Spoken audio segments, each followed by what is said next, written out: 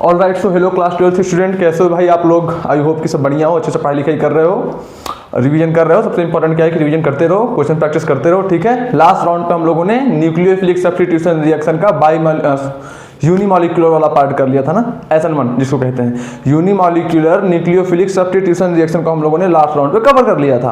अब उसी से रिलेटेड कुछ पॉइंट्स और यहाँ पे देखते हैं, उनको अच्छे से समझते हैं और फिर हम लोग बाईमॉलिक्यूलर न्यूक्लियोफिलिक सब्स्टिट्यूशन रिएक्शन की तरफ चले जाएंगे, ठीक है।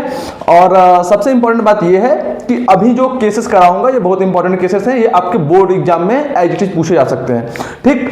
और SN2 रिएक्शन जो है, SN1 समझ लिया, SN2 भी समझ लोगे, आसान रहेगा।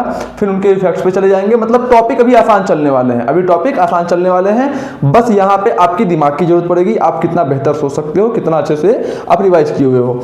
कुछ बातें और बोल देता हूँ कि हेलो एल्केन्स, हेलो एरिन्स को आप अच्छे से समझना चाहते हो, बस थ्योरी के पॉइंट ऑफ व्यू से नहीं। आप चाहते हो कि इसके सारे अच्छे क्वेश्चंस भी आपसे सेट हो जाएं, इसके सारे क्वेश्चंस भी आपसे सॉल्व हो जाएं। तो उस केस में उसके लिए सबसे इंपॉर्टेंट बात क्या है बेटा कि आपको GOC, आइसोमेरिज्म, हाइड्रोकार्बन्स ये तीनों अच्छे से आने चाहिए, ठीक है। अगर हाइड्रोकार्बन आपको उतने अच्छे से नहीं भी आता तो उसके मैक्सिमम टॉपिक्स को मैंने वहां पे पढ़ा दिया है और यहाँ पे भी धीरे धीरे हम लोग उसको रिवाइज करते रहेंगे, उसमें कोई दिक्कत नहीं है। बट GOC और आइसोमेरिज्म में स्पेशली स्टीरियोकेमिस्ट्री वाला पार्ट, जैसे डाइस्टीरियोमर्स हो गया, है ना, ऑप्टिकल आइसोमेरिज्म हो गया, ठीक है। तो ये सारी चीजें आपको आने चाहिए। कन्फॉर्मर्स हो गया और एक और क्या हो गया, वही कन्फॉर्मर्स हो गया, एननसोमर्स वगैरह हो गया, ठीक है। तो ये सारी चीजें आपको कहीं ना कहीं आनी चाहिए ताकि क्वेश्चन आपसे अच्छे से सॉल्व हो जाए। क्योंकि haloalkanes and haloarenes का क्वेश्चन देगा, क्वेश्चन आप सॉल्व कर लोगे, लास्ट में आप ऑप्शन सेलेक्ट नहीं कर पाओगे। क्यों? क्योंकि वहां पे ऑप्शन आइसोमेरिक फॉर्म में होगा। समझ रहे बात को? तो आपको आना चाहिए, तो मेक श्योर करो कि आप उसको अभी से रिवाइज कर रहे हो, ठीक है। तो चलो बिना किसी डिले किए हम लोग आज के टॉपिक को स्टार्ट करते हैं। पहली बात, बढ़िया हो, बढ़िया हो ना, पढ़ाई लिखाई अच्छे से चल रही है ना, ठीक है। आई होप कि सब बढ़िया ही होगा, पढ़ लिख रहे होगे। और खुद पे ध्यान दो, पढ़ाई लिखाई करो, अच्छे से रिवीजन करते रहो और टाइम को वेस्ट मत करो। जितना टाइम जहाँ से तुम लोग निकाल सकते हो अपने पढ़ाई के लिए वहाँ से निकालो। बहुत कम लापरवाही करो क्योंकि टाइम अब कम बच रहा है, एक एक दिन करके डिले ही होता जा रहा है, ठीक है। तो आओ चल शुरू करते हैं आज का टॉपिक। आज का टॉपिक क्या है बेटा? आज हम लोग क्या पढ़ने जा रहे हैं? आज हम लोग कहीं ना कहीं SN1 रिएक्शन के ही आगे वाले पार्ट्स को पढ़ने जा रहे हैं। लास्ट राउंड पे मैंने आपको एक बात बताया था, लास्ट राउंड पे मैंने आपको एक बात बताया था कि जो SN1 रिएक्शन होता है वो सबसे अच्छा शो करता है 3 डिग्री हैलाइड। सबसे अच्छा SN1 रिएक्शन कहाँ पे होता है? 3 डिग्री हैलाइड में। उसके बाद 2 डिग्री हैलाइड में, उसके बाद 1 डिग्री हैलाइड में, और सबसे घटिया कहां पे होता है? मिथाइल हैलाइड में। अब ये डाटा बेटा, ये डाटा कहां से आया है? ये डाटा आया है from the carbocation stability, from the carbocation stability. आओ इसको एक बार समझते हैं। जैसे जैसे देखो, ये है ना, ये X है, CH3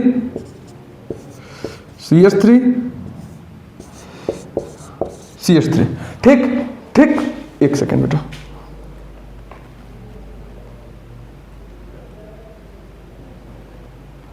ठीक बात है। अब आओ ध्यान से इस बात को समझो, ये आपको क्लियर हो गया। जब आप इसमें SN1 रिएक्शन कराते हो किसी न्यूक्लियोफाइल के प्रेजेंस में, जब हम लोग इसमें SN1 रिएक्शन करवाते हैं तो होता क्या है? सबसे पहले ये CX बॉन्ड ब्रेक होता है। सबसे पहला काम क्या होता है? CX बॉन्ड ब्रेक होता है और क्या बन जाता है? CH3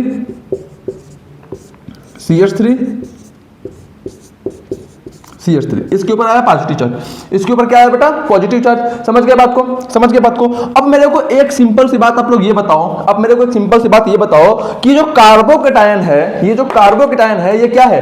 3 degree carbocation. अब मैं बता रहा हूं कि 3 डिग्री कार्बोकेटायन सबसे अधिक स्टेबल क्यों बन रहा है? 3 डिग्री हैलाइड सबसे अच्छा रिएक्शन क्यों शो कर रहा है? ये जो कार्बोकेटायन बना वो 3 डिग्री कार्बोकेटायन बना। कार्बोकेटायन को मैं शॉर्ट फॉर्म में CC लिख देता हूं। ये कार्बोकेटायन कहीं ना कहीं 3 डिग्री कार्बोकेटायन बना, हाँ या ना बोलो? सर बिल्कुल 3 डिग्री कार्बोकेटायन बना। अब इसको दो तरह से सोचो, ये जो कार्बोकेटायन है इसको 1+I, 2+I, 3+I। कार्बोकेटायन से 3+I ग्रुप डायरेक्टली अटैच्ड हैं।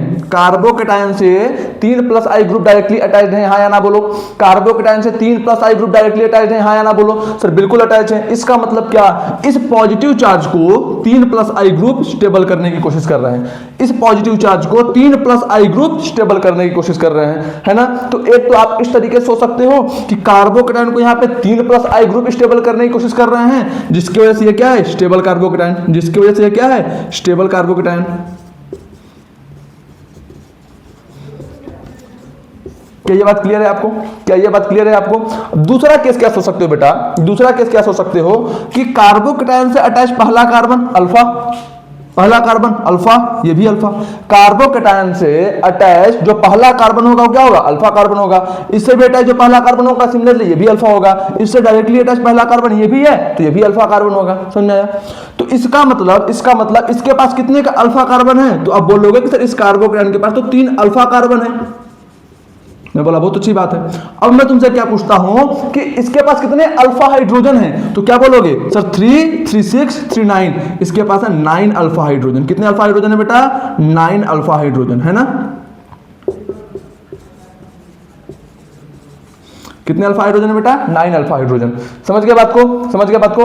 अल्फा कार्बन से अटैच हाइड्रोजन को हम लोग अल्फा हाइड्रोजन कहते हैं। अल्फा कार्बन से अटैच्ड हाइड्रोजन को हम लोग अल्फा हाइड्रोजन कहते हैं। कोई दिक्कत नहीं सर। अब इसके पास 9 अल्फा हाइड्रोजन है, इसका मतलब क्या हुआ, इसका मतलब क्या हुआ कि with help of 9 alpha hydrogen, है ना। इसका मतलब ये हुआ with the help of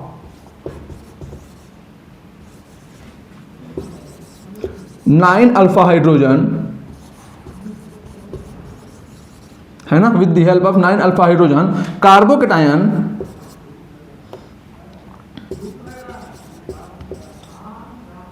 can get hyper conjugation, है ना।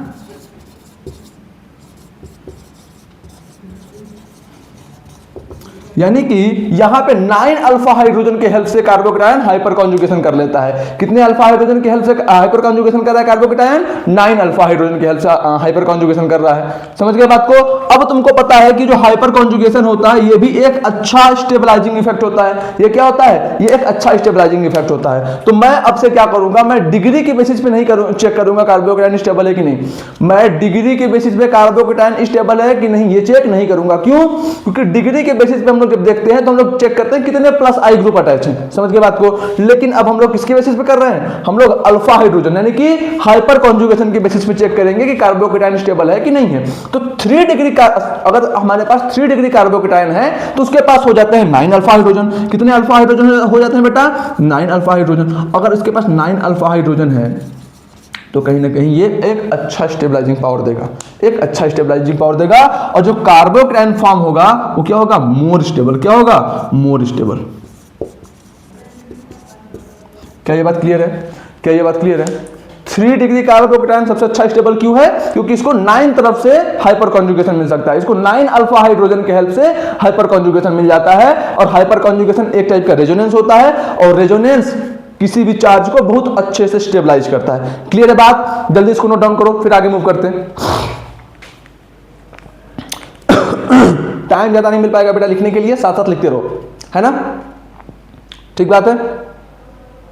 चलो आगे बढ़ते हैं, चलो आगे बढ़ते हैं।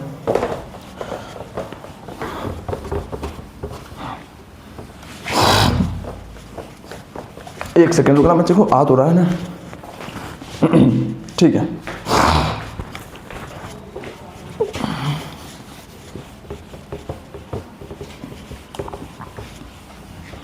चलो आगे चलते हैं, आगे चलते हैं। अब आते हैं 2 डिग्री पे। किस पे आते हैं, 2 डिग्री पे। ऑर्डर क्या लिखवाया था मैं, 3 डिग्री सबसे अच्छा करेगा, फिर 2 डिग्री, फिर 1 डिग्री, फिर मिथाइल हैलाइड, है ना। आओ 2 डिग्री पे आके देखते हैं। ये हो गया कार्बन, एक हो गया CH3, एक हो गया CH3, ये लगा लिया मैंने H, ये क्या हो गया X।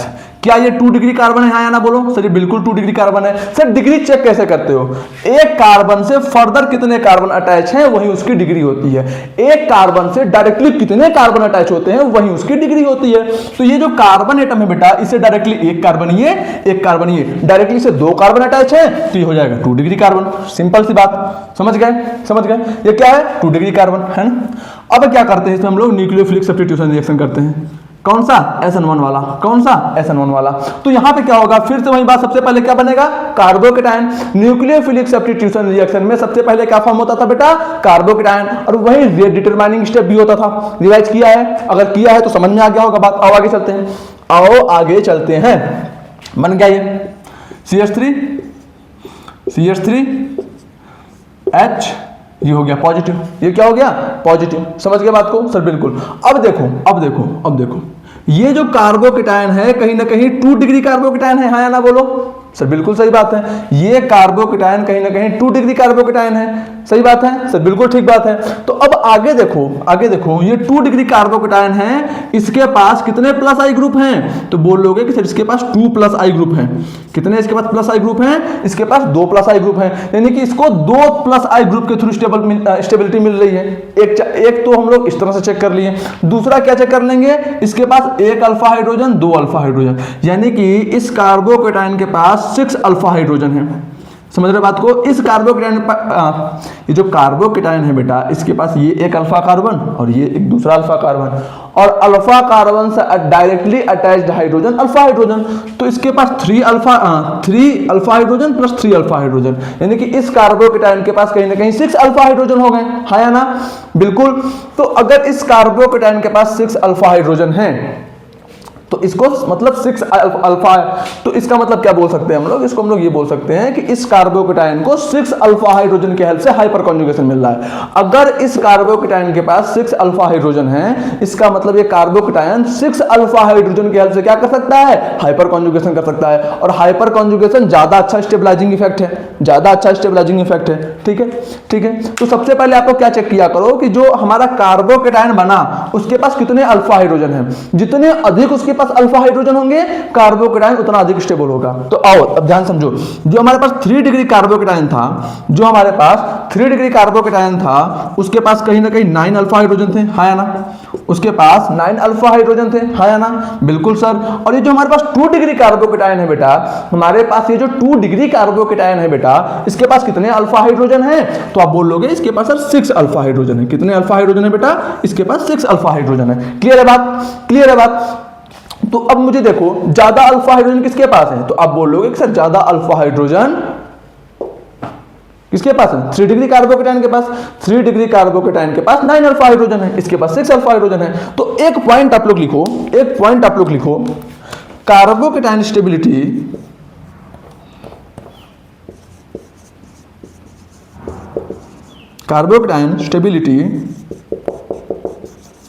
is directly proportional to number of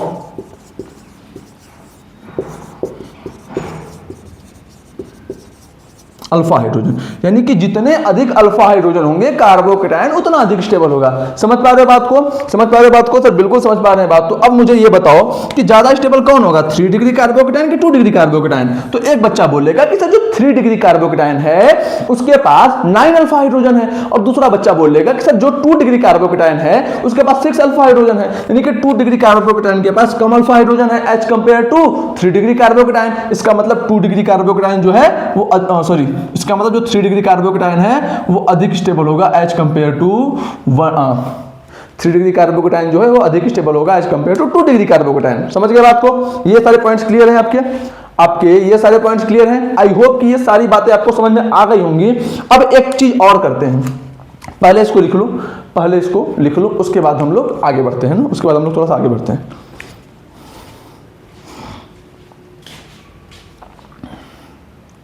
हो गया, हो गया।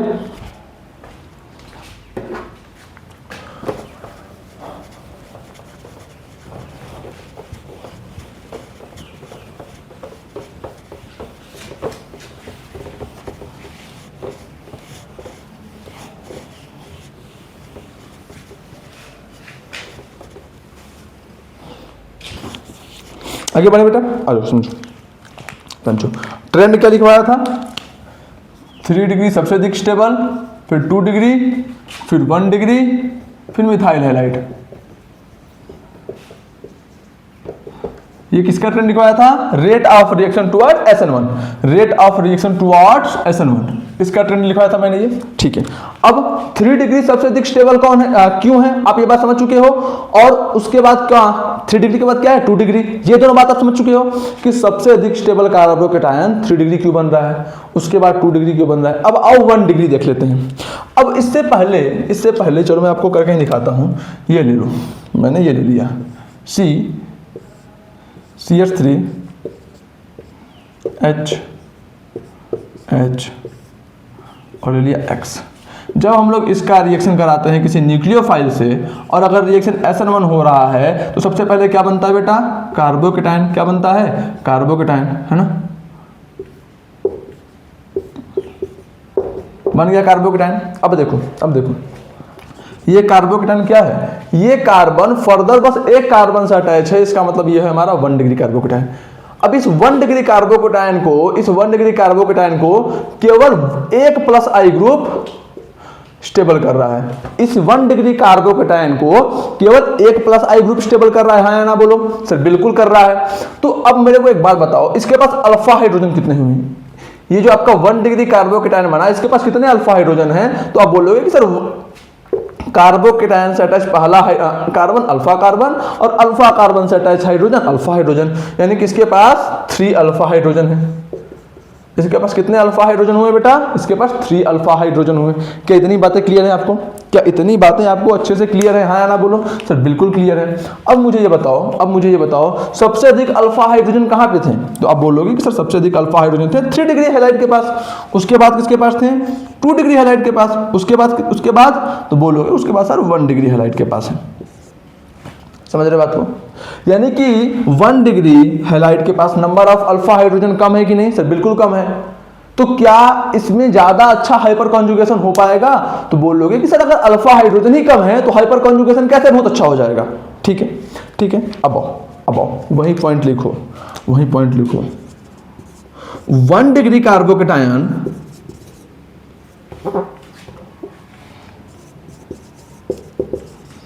Is unstable as it has less number of alpha hydrogen and alpha hydrogen or plus I group। बेटा जो प्लस आई ग्रुप्स होते हैं वो क्या करते हैं, वो पॉजिटिव चार्ज को स्टेबल करते हैं। सिमिलरली हाइपर कॉन्जुगेशन भी क्या करता है, एक तरह से पॉजिटिव चार्ज को स्टेबल करता है थ्रू रेजोनेंस, एक टाइप का रेजोनेंस होता है हाइपर कॉन्जुगेशन। ठीक है। तो 1 डिग्री कार्बोकेटायन के पास बहुत कम क्या होते हैं, बहुत कम प्लस आई ग्रुप भी होते हैं, और प्लस आई ग्रुप कम है इसका मतलब इसके पास नंबर ऑफ अल्फा हाइड्रोजन भी कम है। समझ रहे बात को सर, बिल्कुल बात समझ में आ रही है। तो मुझे अब एक चीज और बताओ कि अगर कार्बोकेटायन में जो फॉर्म हो रहा है 1 डिग्री हैलाइड के केस में जो कार्बोकेटायन बन रहा है ये क्या है, ये है अनस्टेबल। क्या है, अनस्टेबल। तो अगर बेटा कार्बोकेटायन अनस्टेबल बन रहा है तो क्या रिएक्शन SN1 होना चाहेगा, यहां से यहां पे आने पे, ये रिएक्टेंट से प्रोडक्ट जाने पे ये मॉलिक्यूल हो जा रहा है अनस्टेबल, रिएक्टेंट में क्या है, स्टेबल है। रिएक्टेंट में क्या है, स्टेबल है, और प्रोडक्ट साइड में क्या है, अनस्टेबल है। तो बताओ स्टेबल से अनस्टेबल फॉर्म में कोई मॉलिक्यूल कन्वर्ट होना चाहेगा, तो बोलोगे कि बिल्कुल नहीं। मॉलिक्यूल हमेशा रिएक्शन इसीलिए शो करता है ताकि वो स्टेबिलिटी को अचीव कर सके। यहां से यहां आने पे स्टेबिलिटी घट रही है, उसकी स्टेबिलिटी घट रही है। तो क्या ये यहां से यहां आना चाहेगा, बोलोगे सर बिल्कुल नहीं आना चाहेगा। तो मैं क्या लिख दूंगा,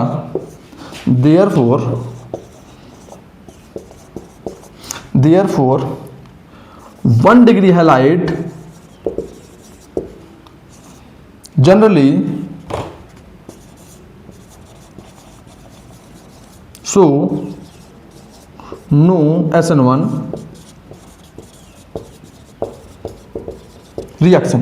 समझ में आया बेटा, क्योंकि कार्बोकेटायन ही अनस्टेबल बन रहा है तो 1 डिग्री हैलाइड चाहेगा क्या, क्योंकि वो SN1 करे, सर नहीं चाहेगा। ठीक है, तो 1 डिग्री हैलाइड 99% केस में आपका SN1 रिएक्शन शो नहीं करेगा। क्लियर है मामला? जल्दी इसको नोट डाउन करो, जल्दी इसको नोट डाउन करो।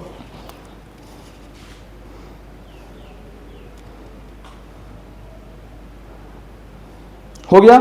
चलो आगे चलते हैं। ये बार बार मेरे हाथों से टच हो रहा है।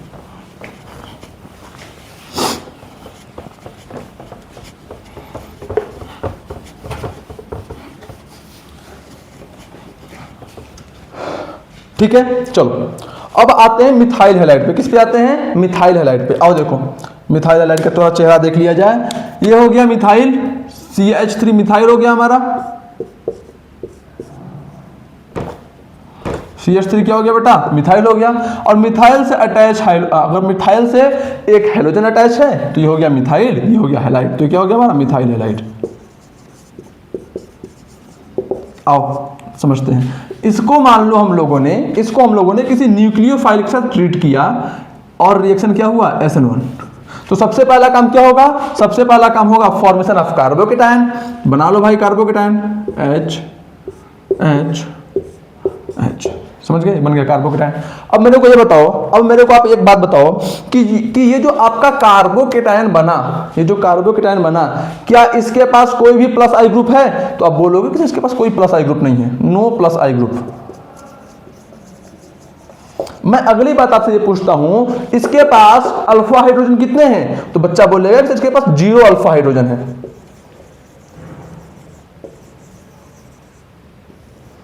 है ना? इसके पास 0 अल्फा हाइड्रोजन है। इसके पास न तो प्लस आई ग्रुप है, इसके पास न तो अल्फा हाइड्रोजन है। तो क्या यह कार्बोकेटायन को कोई स्टेबल कर रहा है? तो बोलोगे कि no factor stabilize carbocation, no factor will stabilised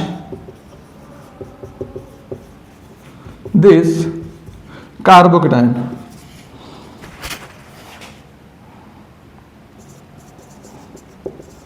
अब जब कोई भी फैक्टर इस कार्बोकेटायन को स्टेबल कर ही नहीं रहा है, तो ये जो कार्बोकेटायन बना है वो क्या होगा? Very unstable carbocation. क्या होगा?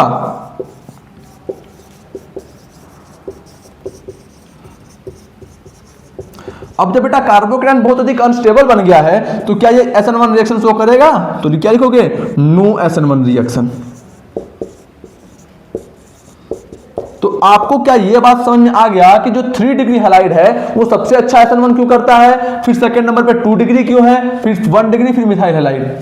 समझ में आ गया बात? तो आप लोग क्या याद रखोगे कि 3 डिग्री हैलाइड और 2 डिग्री हैलाइड में अच्छा SN1 रिएक्शन हो जाता है ना, गुड SN1 हो जाता है, यहाँ पे गुड SN1। समझ गए बात को? लेकिन ये जो हमारे पास 1 डिग्री हैलाइड है और जो हमारे पास मिथाइल हैलाइड है, यहाँ पे क्या होता है? No SN1 reaction. मिथाइल में तो कभी नहीं होगा, मिथाइल हैलाइड में SN1 रिएक्शन कभी नहीं होगा। समझ गए बात को? जल्दी इसको नोट डाउन करो, फिर आगे हम लोग कुछ क्वेश्चन सॉल्व करते हैं। जल्दी करो।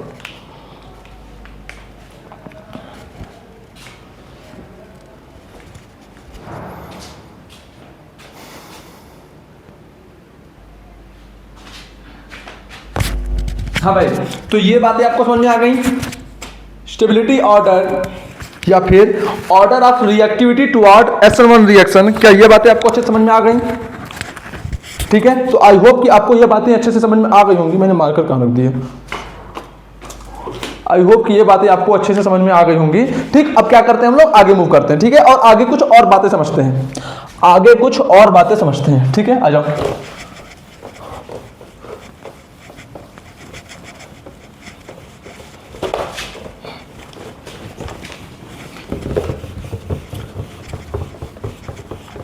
अब एक क्वेश्चन आपसे पूछता हूं मैं, अब मैं आपसे एक क्वेश्चन पूछता हूं। क्वेश्चन क्या है? विल 3 डिग्री हैलाइड ऑलवेज, थोड़ा सा इसको अच्छे से लिख दूं, will 3 degree halide always show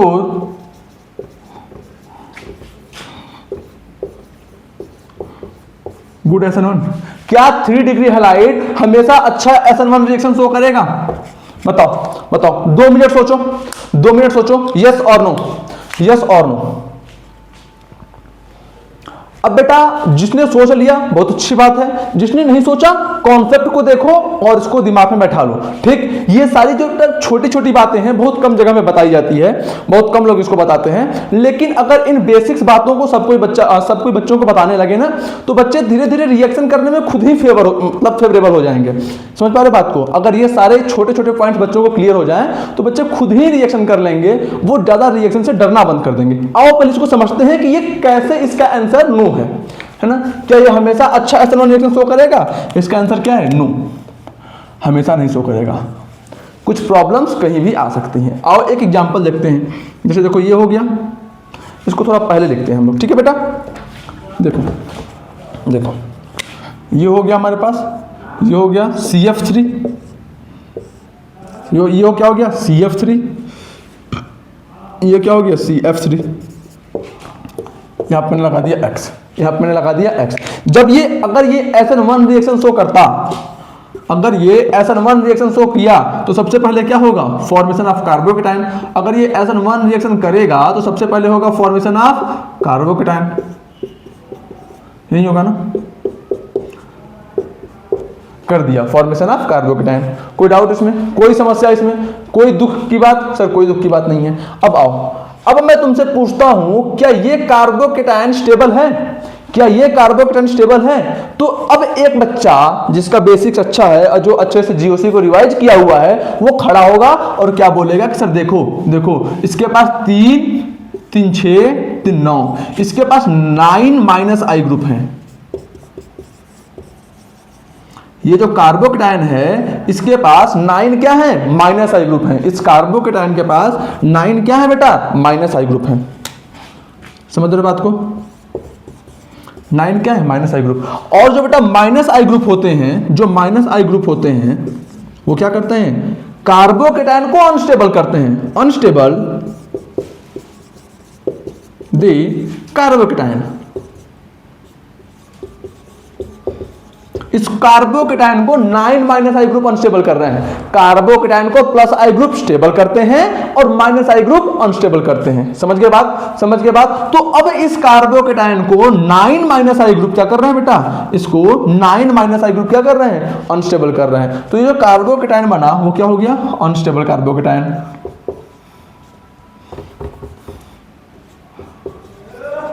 क्या हुआ? Unstable carbocation.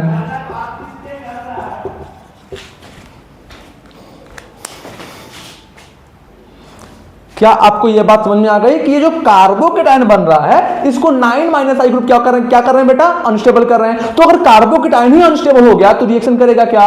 रिएक्शन करेगा क्या? तो लिखोगे नो रिएक्शन। सर क्यों? अरे बेटा SN1 reaction is directly proportional to rate of SN1 reaction is directly proportional to stability of carbocation। पढ़ा रखा है, रिवाइज कर रखा है, हाँ या ना बोलो। तो अगर rate of SN1 reaction carbocation के डायरेक्टली प्रोपोर्शनल है, कार्बोकेटाइन के स्टेबिलिटी के डायरेक्टली प्रोपोर्शनल है, तो यहाँ पे कार्बोकेटाइन क्या हो गया? अनस्टेबल। और अगर कार्बोकेटाइन अनस्टेबल हो गया तो क्या लिखेंगे? Little bit SN1 reaction. SN1 reaction, या फिर किसी किताबों में किन्हीं किताबों में ये भी लिख देते हैं नो SN1 रिएक्शन, है ना? इन्हीं किताबों में ये भी लिख देते हैं नो SN1 रिएक्शन। क्यों?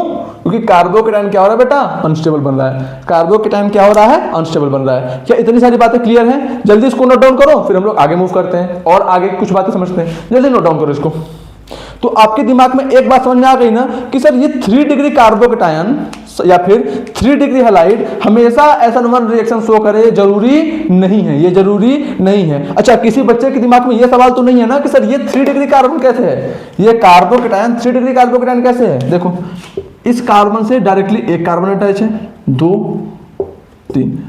एक कार्बन से डायरेक्टली 3 कार्बन अटैच है कि नहीं? हाँ सर। इस कार्बोकेटाइन से डायरेक्टली 3 कार्बन अटैच है कि नहीं? सर बिल्कुल है। तो क्या हो गया? 3 डिग्री कार्बोकेटाइन। क्लियर है बात? क्लियर है बात? जल्दी नोट डाउन करो इसको, जल्दी नोट डाउन करो, टाइम नहीं है।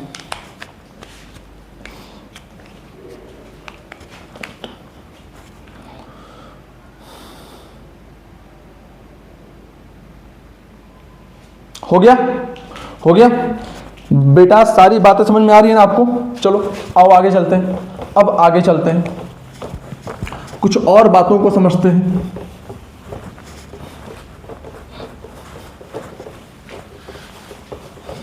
आगे चलते हैं, कुछ और बातों को समझते हैं और टॉपिक को अच्छे से क्लियर करते हैं और कुछ क्वेश्चन कर लेंगे, ठीक है। यानी कि ये बात तो समझ में आ गई कि सर जो 3 डिग्री कार्बोकेटायन है हमेशा एथेनॉल रिएक्शन करे, ये जरूरी नहीं है। अब आओ 1 डिग्री पे आते हैं, किस पे? मिथाइल हैलाइड के लिए तो लिख लो, जो हमारे पास मिथाइल हैलाइड है, methyl halide will never show SN1 reaction. Methyl halide कभी भी SN1 नहीं करेगा, ये लिख लो। इसमें कोई भी एक्सेप्शनल या फिर कुछ भी फालतू के केस नहीं आने वाले। मिथाइल हैलाइड कभी भी SN1 रिएक्शन शो नहीं करेगा, ये बात आप हमेशा दिमाग में बैठा लो। अब आप 1 डिग्री पे आते हैं, किस पे आते हैं? 1 डिग्री पे।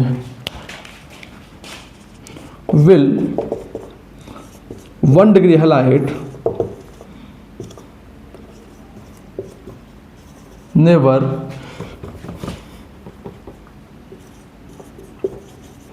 Show SN1। क्या 1 डिग्री हैलाइड कभी भी SN1 शो नहीं करेगा? देखो देखो, चलो बताओ मेरे को, क्या 1 डिग्री हैलाइड कभी भी SN1 शो नहीं करेगा? बताओ बताओ, चलो चलो चलो आंसर लिखो, सॉल्यूशन लिखो। No 1 degree halide can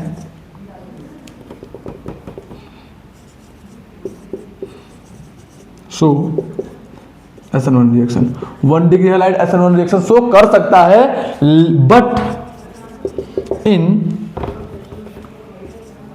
some special condition. लेकिन कुछ स्पेशल कंडीशन होनी चाहिए। 1 मिनट रुकना बेटा ना, ठीक है बेटा। तो मैंने आपको क्या बोला? मैंने आपको ये बोला कि 1 डिग्री हैलाइड जो है ये SN1 रिएक्शन शो कर सकता है, लेकिन कुछ स्पेशल कंडीशंस पे, ठीक है। कुछ स्पेशल कंडीशन होनी चाहिए। अब वो स्पेशल कंडीशन क्या है?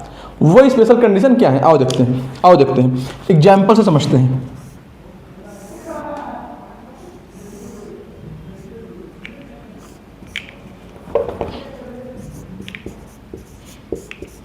है ना, समझ गए बात को? मान लो मैंने इस पे किसी न्यूक्लियोफाइल का अटैक करवाया, मैंने इस कार्बन पे किसी न्यूक्लियोफाइल का अटैक करवाया, और रिएक्शन रिएक्शन कौन सा मैकेनिज्म से हुआ? मान लिया कि जो रिएक्शन का मैकेनिज्म है वो SN1 है। ये न्यूक्लियोफाइल इस कार्बन पे अटैक किया और जो रिएक्शन मैकेनिज्म हुआ वो कौन सा हुआ? SN1 हुआ। तो SN1 रिएक्शन में सबसे पहला काम क्या होता है कि बेटा बॉन्ड टूटेगा और फॉर्मेशन ऑफ कार्बोकेटायन होगा। बना लो कार्बोकेटायन, बना लो कार्बोकेटायन, पॉजिटिव पॉजिटिव। अब बताओ ये है क्या? बोलोगे सर ये तो है 1 डिग्री कार्बोकेटायन। मैं पूछूंगा ये 1 डिग्री कार्बोकेटायन कैसे है? तो तुम बोलोगे कि सर ये जो कार्बोकेटायन है इससे डायरेक्टली बस एक कार्बन अटैच है। ये जो कार्बोकेटायन है इससे डायरेक्टली बस एक कार्बन अटैच है, तो ये 1 डिग्री कार्बोकेटायन है। बहुत अच्छी बात है। तो मैं पूछता हूं कि बताओ क्या ये SN1 रिएक्शन अच्छा करेगा कि नहीं करेगा?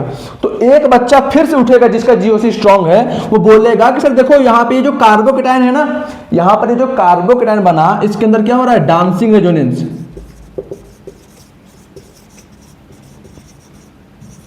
इसके अंदर क्या हो रहा है? Dancing resonance. तो ये कैसे आप लोग याद रख लो, ये केस आप लोग याद रख लो। अगर ऐसा कोई स्ट्रक्चर आपको देखने को मिले तो वहां पे क्या होता है? Dancing resonance. क्या होता है? Dancing resonance. और अगर डांसिंग रेजोनेंस हो रहा है तो कार्बोकेटायन बिकम एक्सेप्शनली स्टेबल, यानी कि डांसिंग रेजोनेंस कार्बोकेटायन को बहुत अधिक स्टेबल कर देता है। तो यही बात लिख लो, कार्बोकेटायन बिकम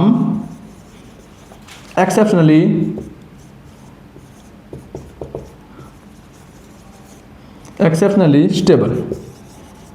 अब अगर कार्बोकेटायन बेटा स्टेबल हो गया, बहुत अच्छा स्टेबल हो गया अगर कार्बोकेटायन, तो क्या यहाँ पे SN1 रिएक्शन नहीं होगा? तो यहाँ पे क्या लिखोगे? Very good SN1 reaction. अरे भाई SN1 रिएक्शन के लिए सबसे इंपॉर्टेंट कंडीशन क्या थी कि कार्बोकेटायन अनस्टेबल नहीं होना चाहिए, कार्बोकेटायन होना चाहिए स्टेबल। अब यहाँ पे देखो कार्बोकेटायन है तो 1 डिग्री, कार्बोकेटायन यहाँ पे है तो 1 डिग्री, लेकिन क्योंकि डांसिंग रेजोनेंस हो रहा है इस वजह से कार्बोकेटायन बहुत अच्छा स्टेबल हो गया, इस वजह से कार्बोकेटायन बहुत अधिक क्या हो गया, स्टेबल हो गया। तो अगर कार्बोकेटायन बेटा स्टेबल हो गया तो यहाँ पे SN1 होना चाहिए कि नहीं होना चाहिए? अगर कार्बोकेटायन स्टेबल हो गया तो SN1 रिएक्शन होना चाहिए कि नहीं होना चाहिए? तो बच्चा बोलेगा सर बिल्कुल होना चाहिए और यहाँ पे बहुत अच्छा SN1 रिएक्शन होगा। तो आपको ये बात समझ में आई कि जरूरी नहीं है कि अगर 1 डिग्री हमारे पास अगर 1 डिग्री हैलाइड है तो वो कभी भी SN1 रिएक्शन शो न करे, वो करेगा, लेकिन उसके लिए कुछ इंपॉर्टेंट कंडीशन होनी चाहिए कि वो जो 1 डिग्री कार्बोकेटायन बनेगा वो शायद रेजोनेंस स्टेबल हो जाए, या फिर हाइपर कॉन्जुगेशन से तो नहीं होगा, रेजोनेंस से हो जाए, या फिर डांसिंग रेजोनेंस से हो जाए, या फिर +M+I किसी तरीके से स्टेबल होना चाहिए, बस ये हमको देखना है। यानी कि रिएक्शन SN1 का कितना अच्छा होता है या फिर कितना बेकार होता है ये इसी बात पे डिपेंड करेगा कि जो कार्बोकेटायन बना वो कितना अधिक स्टेबल है। तो यहाँ पे आप लोगों ने देख लिया कि ये है तो 1 डिग्री कार्बोकेटायन, ये है तो 1 डिग्री कार्बोकेटायन, लेकिन डांसिंग रेजोनेंस की वजह से ये 1 डिग्री कार्बोकेटायन बहुत अधिक स्टेबल हो गया। डांसिंग रेजोनेंस की मदद से ये जो 1 डिग्री कार्बोकेटायन है बेटा वो बहुत अधिक स्टेबल हो गया, तो रिएक्शन भी बहुत अच्छा हो जाएगा SN1 का, SN1 रिएक्शन भी बहुत अधिक अच्छा हो जाएगा। समझ गए बात को? तो जल्दी इसको भी आप लोग नोट डाउन कर लो, जल्दी से इसे भी नोट डाउन कर लो।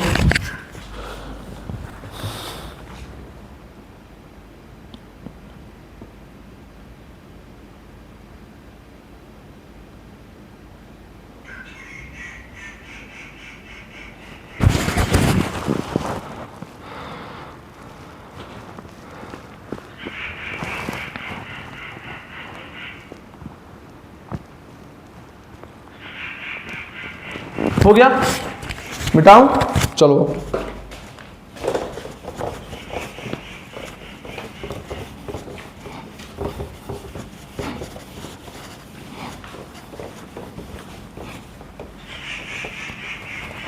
आगे चलते हैं, अगला केस क्या है? आओ, अलाइलिक हैलाइड। क्या हो गया इसको? आओ अगला केस क्या देखते हैं? Allylic halide. क्या देखते हैं? Allylic halide. ठीक। सबसे पहली बात बताओ, अलाइलिक हैलाइड क्या होता है? आपको याद है अलाइलिक हैलाइड क्या होता है? क्या ये अलाइलिक हैलाइड है? जिस कार्बन से हाइड्रोजन अटैच है वो उस कार्बन से अटैच है जो डबल बॉन्डेड है। जिस कार्बन से हाइड्रोजन अटैच है वो कार्बन उस कार्बन से अटैच है जो डबल बॉन्डेड है ना? If the adjacent carbon to which hydrogen is attached is double bonded, है ना? तो उसको हम लोग क्या बोलेंगे? Allylic halide. तो ये हमारा क्या हो गया? Allylic halide. ये सारी बातें पढ़ा रखा हूं मैं, ये बातें मैं पढ़ा रखा हूं। ये क्या हो गया हमारा? Allylic halide. ये हमारा अलाइलिक हैलाइड है, हाँ या ना बोलो? सर बिल्कुल है। तो अब आगे देखो, अगर मैं इसमें SN1 कराता हूं, तो SN1 जब कराऊंगा तो सबसे पहला काम क्या होगा? Formation of carbocation. सबसे पहला काम क्या होगा? Formation of carbocation. ये बन गया कार्बोकेटायन, ये बन गया हमारा यहाँ पे कार्बोकेटायन। बन गया कि नहीं बन गया? तो बन गया। अब देखो pi sigma vacant orbital, VO मतलब वैकेंट ऑर्बिटल। अच्छा, पाई सिग्मा वैकेंट ऑर्बिटल। क्या यहां पे रेजोनेंस हो जाएगा कि नहीं? क्या यहां पे रेजोनेंस होगा कि नहीं? सर बिल्कुल होगा। पाई सिग्मा वैकेंट ऑर्बिटल, ये क्राइटेरिया रेजोनेंस की फुलफिल हो रही है। यहाँ पे रेजोनेंस की क्राइटेरिया फुलफिल हो रही है, यानी कि यहाँ पे हो जाएगा रेजोनेंस। कितने पाई का कॉन्जुगेशन होगा? तो बोलेगा बच्चा सर यहाँ पे रेजोनेंस 1 पाई बॉन्ड की वजह से हो रहा है, तो 1 पाई कॉन्जुगेशन। क्या होगा? 1 पाई कॉन्जुगेशन। क्या होगा? 1 पाई कॉन्जुगेशन। समझ गए बात को? सर बिल्कुल समझ गए बात को। यानी कि अलाइलिक हैलाइड के केस में जो कार्बोकेटायन बन रहा है वो क्या हो रहा है? वो हो रहा है रेजोनेंस स्टेबलाइज्ड। ये इसको भी ध्यान से देखो, तो ये भी क्या है? 1 डिग्री कार्बोकेटायन। ये भी है तो 1 डिग्री कार्बोकेटायन, लेकिन ये 1 डिग्री कार्बोकेटायन रेजोनेंस स्टेबलाइज हो रहा है। क्या हो रहा है? रेजोनेंस की वजह से स्टेबलाइज हो रहा है। तो हम लोग इसको क्या कर देंगे? जब हम लोग फर्दर इसको न्यूक्लियोफाइल के साथ ट्रीट करेंगे तो हमारा कुछ इस तरह से रिएक्शन हो जाएगा, है ना, यानी कि अगर ये कार्बोकेटायन रेजोनेंस के थ्रू स्टेबलाइज हो रहा है तो ये भी क्या करेगा, ये भी शो करेगा गुड SN1। यहाँ पर भी अच्छा SN1 रिएक्शन होगा, यहाँ पर भी क्या होगा, अच्छा SN1 रिएक्शन होगा। क्या ये बात भी क्लियर है, क्या ये बात भी क्लियर है? अच्छा, किसी बच्चे को सर ये डाउट नहीं आ रहा ना कि सर ये यहाँ से इसे घुमा दिए और यहाँ पे कार्बोकेटायन बना दिए, ये क्या है? आओ, हाइड्रोजन और कार्बन में ज़्यादा इलेक्ट्रोनेगेटिव कौन है? हाइड्रोजन है। हाइड्रोजन और कार्बन में अधिक इलेक्ट्रोनेगेटिव कौन है? हाइड्रोजन है। इसका मतलब ये जो बॉन्ड में शेयर पेयर ऑफ इलेक्ट्रॉन है वो हाइड्रोजन की तरफ अधिक शिफ्टेड होंगे कि नहीं? बॉन्ड में जो शेयर्ड पेयर ऑफ इलेक्ट्रॉन है वो हाइड्रोजन की तरफ अधिक शिफ्टेड होंगे कि नहीं? हाँ सर। तो जब ये बॉन्ड टूटेगा बेटा, जब ये बॉन्ड टूटेगा तो ये दोनों इलेक्ट्रॉन हाइड्रोजन के पास पहुंच जा रहे हैं। इस एरो का मतलब ये है कि जब बॉन्ड टूट रहा है तो बॉन्ड में प्रेजेंट दोनों इलेक्ट्रॉन हाइड्रोजन के पास शिफ्ट हो जा रहे हैं और यहाँ पे पॉजिटिव चार्ज बन जा रहा है, क्योंकि इसका भी इलेक्ट्रॉन इसके पास जा रहा है ना। तो इस वजह से, हालांकि चीज़ें मैं पढ़ा चुका हूं तो मैं दोबारा इसको नहीं बताने वाला हूं। अगर आपको नहीं आ रहा है इसका मतलब आपने स्टार्टिंग के लेक्चर नहीं देखे हैं। नोट डाउन कर लो इसको, नोट डाउन कर लो इसको। तो यहां पे मैं इस पॉइंट को लिख देता हूं कि allylic halide, allylic halide so good SN1 reaction, good SN1 reaction है ना, allylic halide so good SN1 reaction as the carbocation formed is resonance stabilized। क्या ये बात भी क्लियर है आपको? क्या ये बात भी आपको क्लियर है? लिख लो जल्दी से इसे, जल्दी से इसे लिख लो।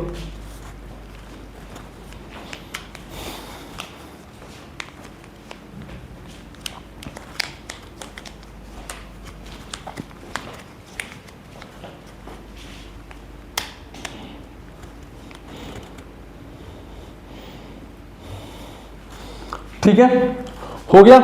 चलो लास्ट केस बता देता हूं बेटा इसका, एक बेंजाइलिक हैलाइड वाला। उसके बाद आपका काम क्या है, आपका होमवर्क क्या है कि आप जाओ अपने जीओसी के नोट्स निकालो, रेजोनेंस को एक बार अच्छे से रिवाइज करके वापस आओ, फिर हम लोग उसको आगे पढ़ना शुरू करेंगे SN1 में। ठीक है, एक बार रेजोनेंस अच्छे से आप लोग रिवाइज कर लो, है ना।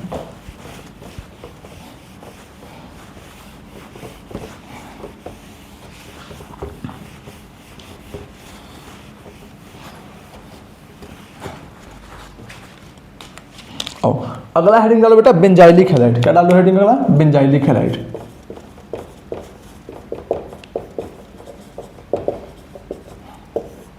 है ना। क्या बेंजाइलिक हैलाइड अच्छा SN1 रिएक्शन शो करता है कि नहीं? आओ देखते हैं। सबसे पहली बात, बेंजाइलिक हैलाइड होता क्या है?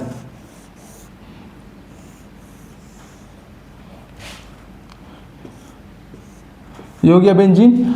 अगर बेंजीन से डायरेक्टली अटैच्ड कार्बन से, अगर बेंजीन से डायरेक्टली अटैच्ड कार्बन से कोई हैलोजन ग्रुप अटैच्ड हो, बेंजीन, ये देखो बेंजीन हो गया, बेंजीन से डायरेक्टली अटैच्ड कार्बन से कोई हैलोजन ग्रुप अगर अटैच्ड हो तो हम लोग इसको क्या बोलेंगे? Benzylic halide. क्या बोलेंगे? Benzylic halide. क्लियर है बात? अब मान लो मैं इस पे न्यूक्लियोफाइल से अटैक करवा रहा हूं और रिएक्शन क्या हो रहा है? SN1। तो SN1 रिएक्शन में सबसे पहला काम क्या होता है? Formation of carbocation. SN1 reaction में सबसे पहला काम क्या होता है? Formation of carbocation. बना लो कार्बोकेटायन।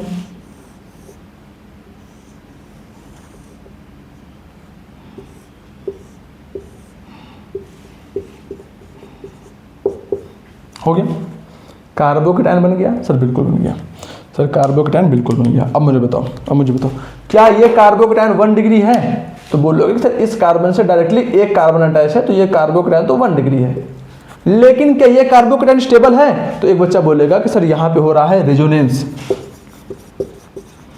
मैं पूछूंगा कैसे रेजोनेंस हो रहा है बेटा? तो बच्चा बोलेगा कि सर देखो pi sigma vacant orbital, pi sigma vacant orbital, pi sigma vacant orbital. जब भी पाई सिग्मा वैकेंट ऑर्बिटल आपस में अल्टरनेट पोजीशंस पे हो तो क्या हो जाएगा? रेजोनेंस हो जाएगा। तो मैं बोलूंगा अच्छा मतलब रेजोनेंस हो रहा है, इसका मतलब ये कार्बोकेटायन स्टेबल है? तो बच्चा बोलेगा सर बहुत अधिक स्टेबल है। मैं पूछूंगा कितने पाई, यहाँ पे मैं पूछूंगा कि रेजोनेंस किसकी वजह से हो रहा है? तो बच्चा बोलेगा कि सर यहाँ पे रेजोनेंस जो है वो पाई बॉन्ड की वजह से हो रहा है। किसकी वजह से हो रहा है? पाई बॉन्ड की वजह से हो रहा है। फिर मैं उससे पूछूंगा कितने पाई बॉन्ड की वजह से रेजोनेंस हो रहा है? तो बोलेगा sir 1 pi bond, 2 pi bond 3 pi bond. तो यहाँ पे कितने पाई बॉन्ड का रेजोनेंस हो रहा है, कितने पाई बॉन्ड का रेजोनेंस हो रहा है? तो बच्चा बोलेगा सर देखो यहाँ पे 3 पाई कॉन्जुगेशन हो रहा है। कितना पाई कॉन्जुगेशन हो रहा है? 3 पाई कॉन्जुगेशन हो रहा है। यानी कि जो कार्बोकेटायन बन रहा है यहाँ पे, ये भी क्या है? Very stable. क्या है? बहुत अधिक स्टेबल है ये, समझा? तो अगर कार्बोकेटायन स्टेबल है तो यहाँ पे SN1 very good SN1 reaction, यहाँ पे अच्छा खासा SN1 रिएक्शन हो जाएगा।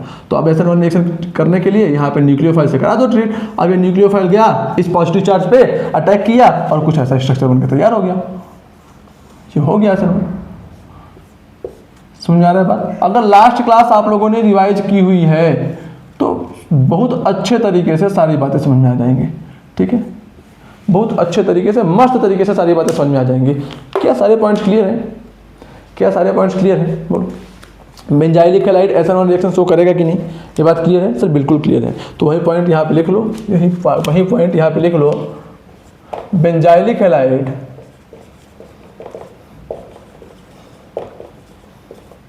so very good SN1 reaction, so very good SN1 reaction as the carbocation formed is stabilized by